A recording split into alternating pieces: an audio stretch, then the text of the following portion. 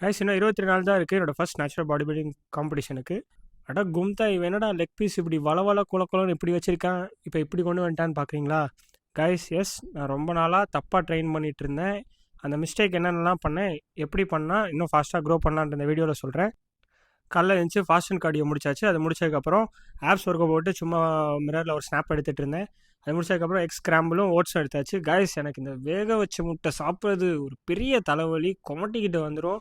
But அதனால் நான் எப்போயுமே இந்த மாதிரி ஸ்கிராம்பிள் இல்லாட்டி ஆம்லேட் போட்டு தான் சாப்பிடுவேன். என்னடா சிக்கன் மஞ்சூரியன் காட்டுறான்னு பார்க்குறீங்களா கைஸ்? அது எனக்கு இல்லை, வீட்டில் சாப்பிட்றாங்க. நமக்கு இந்த காஞ்சி போன சிக்கன் தான் கைஸ். இதை எடுத்து முடிச்சதுக்கப்புறம் டேரெக்டாக ஜிம் போயாச்சு. இன்றைக்கி வந்து லெக் ஒர்க் அவுட் கைஸ். எப்படி நான் வந்து லெக்கை இப்போ கரெக்டாக நல்லா டோன் பண்ணி ஷேப் பண்ணியிருக்கேன். என்ன மிஸ்டேக் பண்ணேன்னா கைஸ்க்கு ஓவர் வெயிட் போட்டு ரெப்பில் ஃபோக்கஸே பண்ணுறது கிடையாது, நெகட்டிவ் ஃபோக்கஸ் பண்ணுறது கிடையாது. சும்மா வேகமாக இருந்துக்கிற ஹாஃப் ரெப்பு இந்த மாதிரி போட்டுட்டு இருந்தேன்.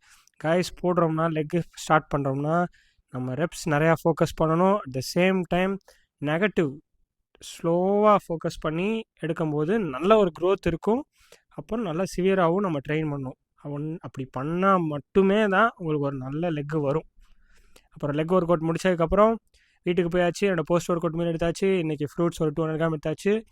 கைஸ் நாளைக்கு ஒரு வீடியோவில் பார்ப்போம். புதுசாக பார்க்குறவங்க ஃபாலோ பண்ணிக்கோங்க. Small steps today, big results tomorrow. See you tomorrow.